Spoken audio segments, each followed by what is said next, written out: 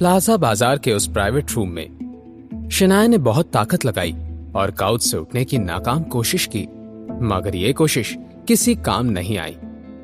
मेरी जान, आओ, मैं तुम्हारी मदद कर देता हूं। कहां जाना है तुम्हें? मैं ले जाता हूं। विकी की ऐसी बातें सुनकर शनाया को नफरत सी हो रही थी। विकी उसके पास आया और शनाया को खड़े होने के लिए सहारा देने लगा। छोड़ो छोड़ो मुझे, डोंट टच मी, मुझे हाथ मत लगाओ। शनाया ने विकी से अपने आप को छुड़ाने का स्ट्रगल करते हुए कहा। उसने देखा कि टेबल पर एक शराब की बोतल रखी हुई थी। शनाया ने अपने हाथ आगे बढ़ाए और उस बोतल को पकड़ लिया। जब तक विकी समझ पाता कि शनाया क्या कर रही थी, शनाया ने बोतल विकी के सर पर दे मारी। अगले ही पल विकी का सर और चेहरा खून से सना हुआ था। सर पर लगी चोट से उसने शनाया को छोड़ दिया। तुम कुछ ज्यादा ही उछल रही हो, हाँ? रुको, अभी तुम्हें बताता हूं कि विकी कौन है, विकी ने गुस्से में कहा, लेकिन उसकी आंखें बंद थी। शनाया ने मौके का फायदा उठाया और जाकर कोने वाले काउच के पीछे छिप गई। पता नहीं शौर्य ने मुझे क्या पिला दिया है, मेरा सर दर्द से फटा जा रहा है। एक बार इस बदमाश आदमी के चुंगल से निकल जाऊं, फिर उस शौर्य को देखती हूं। जब शनाया ये सोच रही थी तो कमरे के अंदर कुछ टूटने की आवाज सुनकर विकी भाई के बाकी साथी आ गए। उन्होंने अपने बॉस को ऐसी हालत में देखकर पूछा, विकी भाई, ये सब कैसे हुआ? क्या आप ठीक हैं? विकी भाई ने अपने चेहरे से खून पोंछते हुए कहा, हाँ, मैं ठीक हूं, ये मामूली सी चोट है, थोड़ी देर में ठीक हो जाऊंगा। वैसे ये चिड़िया कुछ ज्यादा ही फड़फड़ा रही है, अभी इसके पर काटता हूं। ये कहते हुए जब विकी भाई ने इधर उधर देखा तो उसकी आंखें खुली की खुली रह गई।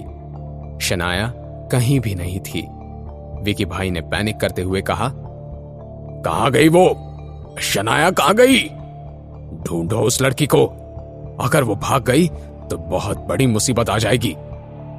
बस विकी भाई के मुंह से बात आने की देरी थी और उसके सभी साथी बार के हर कोने में शनाया की तलाश करने लगे।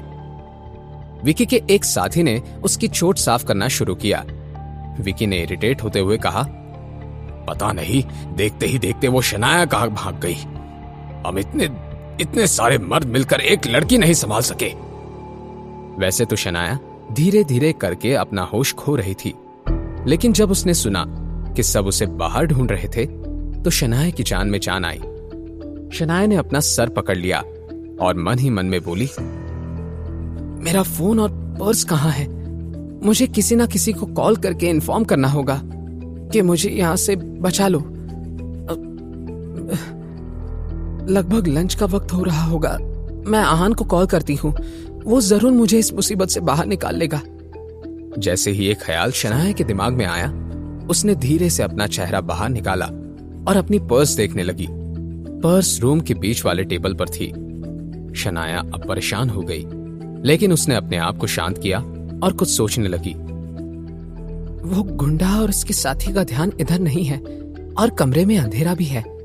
मैं धीरे से जाकर अपना मोबाइल ले लेती हूँ। शनाया जानती थी कि उसने कुछ गलत पी लिया है और अब कभी भी वो अपना होश खो सकती थी। ऐसा होने से पहले शनाया को यहां से बाहर जाना था। वो डरते डरते धीरे से काउच के पीछे से बाहर निकली। शनाया इस वक्त अपने घुटनों के बल चलते हुए आगे जा रही थी। एकदम से विकी ने उसकी तरफ देखा तो शनाया नीचे झुक गई। अचानक शनाया की धड़कनें तेज हो गई। कुछ पल वैसे ही रुकने के बाद वो फिर से घुटनों पर खड़ी हो गई। विकी का ध्यान अब उसकी तरफ नहीं था। शनाया आवाज किए बिना रूम के बीचों बीच पहुंची और उसने हल्के से अपना मोबाइल उठा लिया। फाइनली शनाया की जान में जान आ गई। जैसे ही वो वापस जाने के लिए मुड़ी, किसी ने शनाया के बालों को पकड़कर उसे जमीन पर गिरा दिया। शनाया का फोन उसके हाथ से गिर गया और वो दर्द से कराहने लगी। आह! छोड़ो मुझे! शनाया ने दर्द भरी चीख के साथ कहा, लेकिन विकी कहां उसे छोड़ने वाला था। तेरी वजह से मेरा इतना खून बहा है, तुझे ऐसे कैसे जाने दूं? विकी भाई ने बेरहमी से कहा। थोड़ी ही देर में विकी भाई और उसके सभी साथी शनाया को घेर कर खड़े थे। विकी भाई, इस लड़की को अच्छा सबक सिखाना पड़ेगा ताकि जिंदगी भर आपको याद रखे, विकी के किसी साथी ने कहा। विकी ने भी इस बात पर हामी भर दी। वो शनाया को किक करने ही वाला था कि उस प्राइवेट रूम का दरवाजा जोर से खुल गया। भाई बचाओ, विकी के एक साथी ने भागकर अंदर आते हुए कहा। विकी और बाकी सब हैरान रह गए। उस आदमी से सवाल करते हुए विकी ने कहा, क्या हुआ है? मगर इससे पहले कि वो इस सवाल का जवाब दे पाता, दरवाजे के बाहर एक 6 फीट लंबा लड़का खड़ा था। उस लड़के की नजरें तेजी से किसी को ढूंढ रही थी। पूरी रूम में नजर फेरने के बाद आखिरकार उसकी नजर जाकर जमीन पर बेबस पड़ी शनाया पर पड़ी और उस लड़के की जान में जान आई। शनाया बेहोश होने की कगार पर थी कि तभी उसने एक आखिरी उम्मीद से अपना हाथ बढ़ाते हुए ही नाम लिया, आहान। आहान सुनकर विकी की आंखें पैनी हो गई। क्या ये लड़का शनाया का पति है? शौर्य तो कह रहा था कि इस लड़के से डरने की कोई जरूरत नहीं है।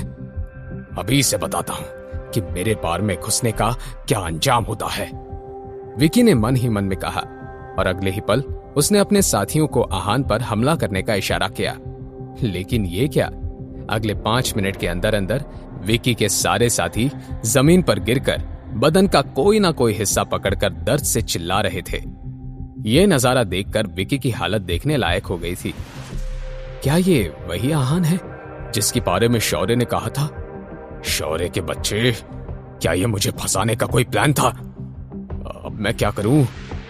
अब आहान सीधा चलते हुए विकी के पास आ गया। विकी ने डरते डरते कहा, भाई देखो, अगर तुम्हें यह लड़की चाहिए तो ले जाओ, हमें तो बस ऐसे ही। अब विकी हकलाने लगा था, लेकिन ऐसे गुंडे बदमाशों पर यकीन करना गलती समझी जाती है। अपनी बात कहते हुए विकी ने अपने जूते के अंदर से एक छुरी निकाल ली। आहान ने बचपन से मार्शल आर्ट्स की प्रैक्टिस की थी। उसकी मां ने आहान को मार्शल आर्ट्स का बहुत स्ट्रिक्ट ट्रेनिंग दिया था और इस ट्रेनिंग का सबसे पहला रूल यह था कि कभी भी अपने दुश्मन की बात पर यकीन ना करना और चाहे जो कुछ भी हो जाए होशियार रहना। आहान ने विकी की इस हरकत को नोटिस कर दिया था। उसने तुरंत विकी का हाथ मोड़ लिया, जिसकी वजह से छुरी नीचे गिर गई और विकी पूरी तरह से आहान के कंट्रोल में आ गया। मेरी बीवी को हाथ लगाने की तुम्हारी हिम्मत कैसे हुई? आहान ने गुस्से से पूछा। मुझे माफ कर दो भाई, वो शौर्य ने, लेकिन मैंने इस लड़की को हाथ भी नहीं लगाया है। जब तक विकी अपनी बात पूरी करता, आहान ने विकी को एक ऐसी लात मारी जिसने उसे नीचे गिरा दिया। आहान ने जल्दी से नीचे झुककर शनाया को अपनी बाहों में उठा लिया। शनाया की आंखें बंद हो रही थी, फिर भी उसने धीमी आवाज में आहान से कहा, आहान, मुझे घर ले चलो, मुझे डर लग रहा है। ये बात कहते हुए शनाया की आंखों से आंसू आ गए और वो बेहोश हो गई। अपनी बीवी को ऐसी हालत में देखकर आहान के दिल में नरमी छा गई। उसे अपने सीने में दर्द सा महसूस हुआ। शनाया आहान की कमजोरी थी, कोई उसे तकलीफ पहुंचाए ये ठीक था, मगर कोई शनाया को हाथ भी लगाता तो आहान का गुस्सा उसके कंट्रोल से बाहर हो जाता था। कुछ देर पहले आहान लंच के लिए घर ही जा रहा था, मगर तभी उसका फोन बजा। कॉल मिसेस यामिनी गिल ने की थी और उन्होंने आहान को बताया कि शनाया शौर्य के कॉल करने के बाद बाहर चली गई थी। एकदम से आहान की आंखों के सामने शौर्य की वो मुस्कान आ गई और सब कुछ आहान की समझ में आ गया। और बाद में जो हुआ, इस प्राइवेट रूम को देखकर उस बात का अंदाजा लगाया जा सकता था। शनाया, मुझे माफ कर दीजिए, मैं सही वक्त पर नहीं आ पाया और आपकी ये हालत हो गई, लेकिन अब मैं सब ठीक कर दूंगा, आहान ने मन ही मन में कहा और आंखों में गुस्से से जलती हुई आग को लेकर विकी की तरफ देखा। विक्की की सिट्टी बिट्टी गुल हो गई थी, मगर फिर भी उसने आखिरी उम्मीद से कहा, रॉकी, मुझे बचा लो। मगर विकी कहां जानता था कि जिस रॉकी नाम के वो एक्सपर्ट बॉक्सर को बुला रहा था, आहान से पहले ही वो हार चुका था। रॉकी अपनी टूटी हुई टांग लेकर प्राइवेट रूम के अंदर आ गया। बजाय कि वो अपना बॉस विकी भाई से कुछ कहता, उसने आहान की तरफ देखकर सवाल किया, सर, आप क्या चाहते हैं? ये मैटर सॉर्ट करने के लिए हमें क्या करना होगा? रॉकी एक बहुत ही होशियार बॉक्सर के साथ ही समझदार इंसान भी था। आहान की फाइटिंग स्किल्स को देखने के बाद वो जानता था कि हार मान लेना ही समझदारी का काम था। आहान ने भी पॉइंट पर आते हुए कहा, इस आदमी ने मेरी बीवी को गंदे हाथों से छूने की कोशिश की है। रॉकी समझ गया कि आहान क्या चाहता था। उसने आहान से पूछा, राइट हैंड या लेफ्ट हैंड सर? आहान ने कुछ सोचा और बोला, राइट हैंड। जहां पर वो टाइगर टैटू बना है वही हाथ। आहान की बातें सुनते ही रॉकी ने खुद से ही विकी का दाहिना हाथ मोड़ दिया कि हड्डियां टूटने की आवाज सुनाई दी। विकी जोर से चीखा और दर्द से रोने लगा। आहान वहां ज्यादा देर तक नहीं रुका और शनाया को अपनी बाहों में पकड़कर वहां से ले गया। उन दोनों के वहां से जाने के बाद विकी ने रॉकी से पूछा, उस लड़के से लड़ाई करने के बजाय तुमने मेरा ही हाथ तोड़ दिया, ऐसा क्यों? क्या मैं इस बुज़दिली के लिए तुम्हें पैसा देता हूं? विकी भाई का गुस्सा होना जायज था, लेकिन जब उसने रॉकी की बात सुनी तो वो हैरान रह गया। भाई, अगर मैंने आपका हाथ खुद नहीं तोड़ा होता तो वो आहान हम दोनों का गला दबाकर चला जाता। अपनी जान बचाना जरूरी था या अपना हाथ? यह सुनकर विकी की बोलती बंद हो गई। कुछ देर के बाद आहान और शनाया के घर में शनाया बेड पर लेटी हुई थी। आहान परेशान होकर शनाया की बंद आंखों की तरफ देख रहा था। 2 घंटे हो गए थे मगर अब तक शनाया को होश नहीं आया था। आहान ने घर वापस आते ही विक्रम रायजादा को कहकर डॉक्टर को बुला लिया था। विक्रम ने आहान से कहा था कि कुछ देर के बाद शनाया को होश आ जाएगा, लेकिन अब तक शनाया के चेहरे में कोई बदलाव नहीं आया था। विक्रम, आप घर लौट जाइए, आपको काम होंगे, आहान ने विक्रम से कहा। विक्रम रायजादा ने भी मना नहीं किया और जाते हुए आहान से कहा, यंग मास्टर, अगर आपको किसी भी चीज की जरूरत हो तो मुझे कॉल कर दीजिएगा। मिसेस यामिनी गिल अपने पति शेखर गिल का ख्याल रखने के लिए आज रात हॉस्पिटल में ही रहने वाली थी, इसीलिए आज घर में बस आहान और शनाया ही रह गए। आहान ने परेशान होकर शनाया का हाथ पकड़ लिया और उससे कहा, आई एम सॉरी, मैं आपका ख्याल नहीं रख पाया और आपको इतनी बड़ी मुसीबत का सामना करना पड़ा। पता नहीं अगर मैं सही वक्त पर नहीं पहुंचता तो क्या हो जाता। शौर्य को मैंने आपका भाई समझकर नजरअंदाज किया, लेकिन अब उसकी हिम्मत बढ़ती जा रही है। अब एक बार ठीक हो जाए तो मैं इस शौर्य को भी देख लूंगा, आहान ने शनाया से कहा। शनाया की शांत पलकें हिलने लगी और शनाया को होश आ गया। आहान ने उम्मीद से शनाया की तरफ देखा और उससे मुस्कुरा के सवाल करते हुए कहा, आप जाग गई? अब आपको कैसा लग रहा है? क्या आप ठीक हैं?